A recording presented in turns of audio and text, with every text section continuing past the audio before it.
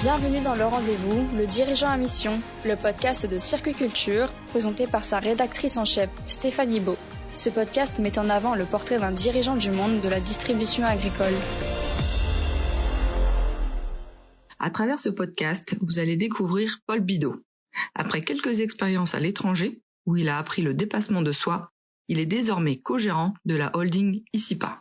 Pour ce jeune dirigeant, être à l'écoute de ses collaborateurs est primordial. Et il doit savoir prendre des décisions pour mener à bien les 4 négoces familiaux.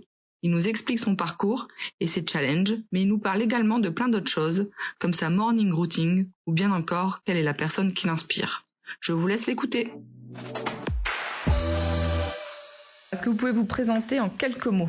Bonjour, Paul Bideau, j'ai 27 ans et je suis co-gérant du groupe ICIPA avec mon frère Simon Bideau, mon père Olivier. Et le groupe ICIPA détient les négoces aujourd'hui Azel, Brie Alternative, Semences de l'Est et Trétafit. Qu'avez-vous appris lors de vos précédentes expériences au niveau à l'étranger ? J'avais vu Argentine et Nouvelle-Zélande. Qu'est-ce que ça vous a apporté ? Le fait de partir à l'étranger m'a permis de découvrir plusieurs cultures, de me mettre aussi dans des situations un peu plus complexes on connaît pas la langue, on connaît pas les gens et on a quand même une mission à réaliser.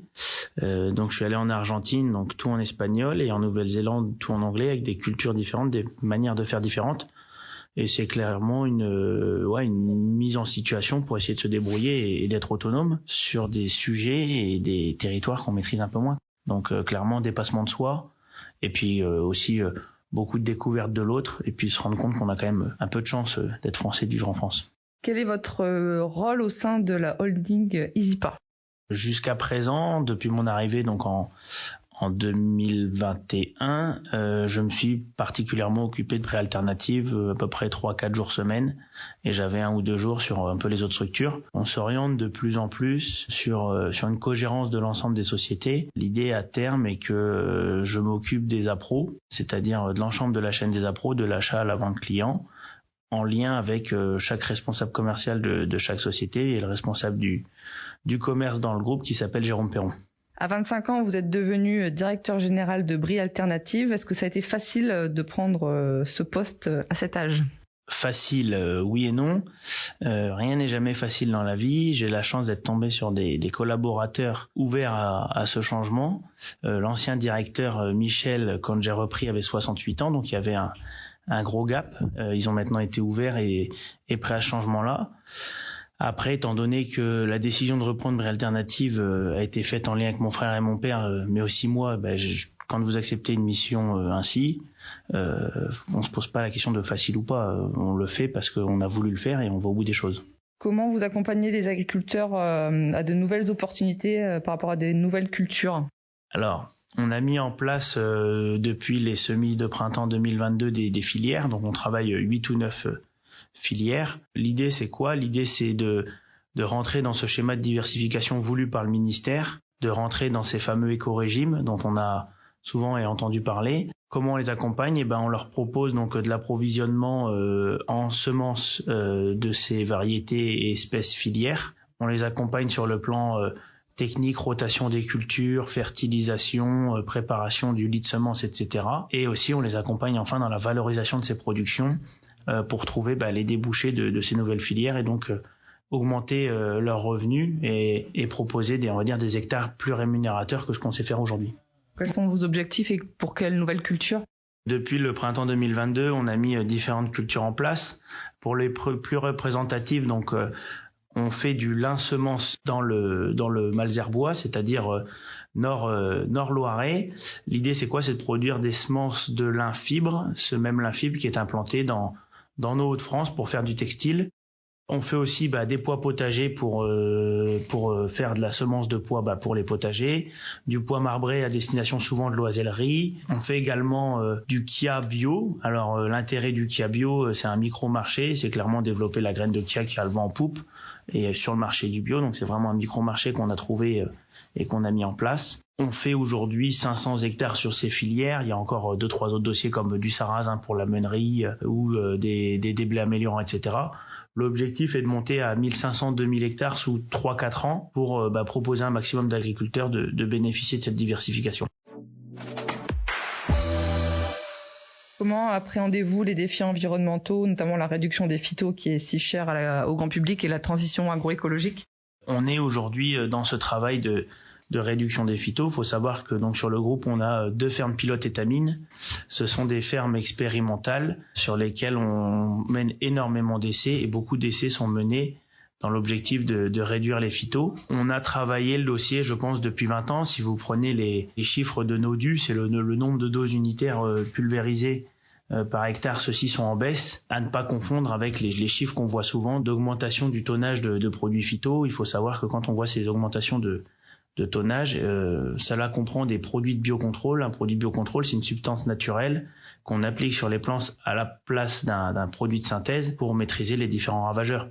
Exemple, aujourd'hui, on pulvérise des algues sur les plantes pour améliorer leur santé, donc leur résistance aux maladies fongiques. Et il faut savoir que ces algues qui sont pulvérisées sont comptées dans les tonnages de produits épandus qu'on peut voir dans la presse. Donc, il y a bien ça à diminuer. Après, on est clairement dans une volonté sociétale où on essaye de répondre au mieux. On a avancé, on travaille beaucoup de dossiers comme l'adjuvantation.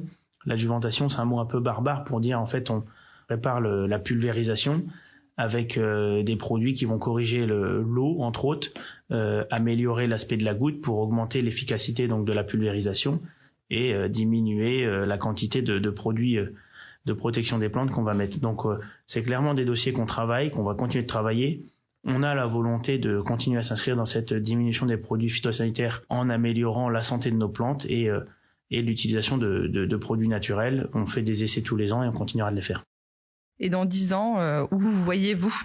Dans 10 ans, je me vois à la même place avec toujours des collaborateurs, je l'espère, épanouis, heureux dans leur travail, des entreprises qui répondent aux défis de souveraineté alimentaire, des entreprises aussi qui, j'espère, d'ici là, répondront encore plus aux défis de l'agroécologie et du respect de l'environnement. L'objectif étant d'aller toujours dans la voie du meilleur, mais clairement, dans 10 ans, j'espère, et je serai de toute façon dans le négoce agricole. Quel type de manager êtes-vous?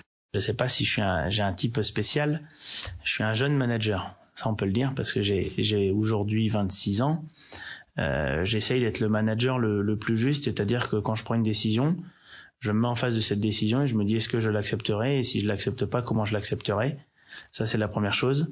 J'essaye d'être un manager à l'écoute des gens que je manage. Je pense que la meilleure des décisions c'est déjà l'écoute. Après, comme tout manager, il y a un rôle à un moment où on doit trancher, prendre des décisions qu'elles plaisent ou qu'elles ne plaisent pas. Mais mon objectif est d'être le plus humain possible et le plus en relation avec mes collaborateurs. Faut pas oublier qu'on est négociant agricole. Un négoce agricole, pour moi, c'est une entreprise familiale. Donc, c'est des gens qu'on côtoie tous les jours, qui nous connaissent depuis souvent tout petits, qui connaîtront sûrement nos enfants et qui ont connu nos parents. Donc on a plus qu'une relation de collaborateurs. On a quand même une relation assez forte avec ces gens-là et donc on se doit d'avoir des positions de manager assez proches de nos convictions et de ce côté famille qu'on a et que tout le monde ressent dans les sociétés clairement. Pour vous, c'est quoi avoir du leadership? Je pense qu'on n'a pas de leadership.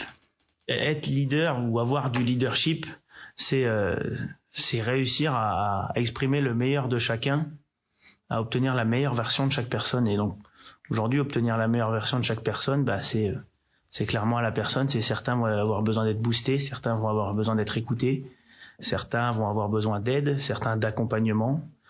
Voilà, c'est être leader, c'est aujourd'hui, c'est savoir être le premier quand il faut être le premier, mais aussi savoir être le dernier et laisser les autres faire quand c'est leur rôle de faire. Mais avoir du leadership, pour moi, c'est obtenir la meilleure version de chacun de mes collaborateurs. Pour vous, c'est quoi votre morning routine? Ma morning routine, elle est assez rapide. Je me réveille le matin entre 5h30 et 6h. Je me douche et je monte dans ma voiture, direction le travail. J'aime arriver autour de 7h, 7h30 au bureau pour avoir une demi-heure où je suis un peu plus dans le calme, traiter des dossiers un peu plus importants et où j'ai besoin d'être un peu plus concentré avant d'accueillir les collaborateurs à partir de 8h, sachant qu'on a des collaborateurs qui sont quand même très dynamique et très motivé. C'est souvent que je suis pas le premier arrivé à 7h30, donc voilà. Mais la morning routine est assez simple. Réveil, voiture, travail. Quel dirigeant ou personnalité vous inspire au quotidien ? Bon, c'est assez simple. On va dire mon père. Moi depuis tout petit, j'ai habité en face de la première société qui s'appelle Hazel. Donc depuis tout petit, je le côtoie, je suis avec lui.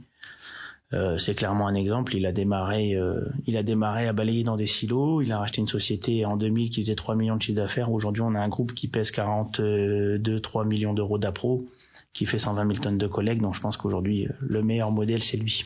Alors, une petite question un peu piège. Et si vous étiez né fils de président de coopérative ? Pour la faire assez simple, si j'étais fils de président de coopérative, je serais donc fils d'agriculteur.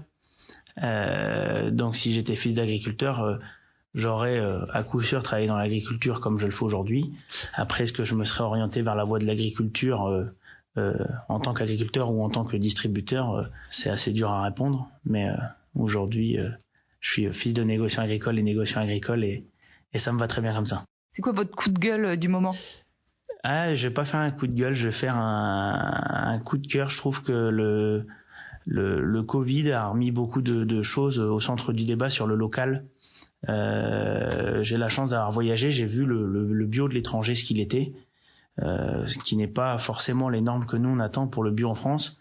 Et je trouvais que le consommateur était un peu trompé il y a 5-6 ans quand il achetait du bio qui avait traversé l'ensemble de la planète dans des paquebots cueillis pas mûrs, qui avait mûri en cale et qui était arrivé là. Je trouve qu'on trompe un peu le consommateur. Je suis assez satisfait. Je trouve que le Covid a remis beaucoup le dossier local sur le marché.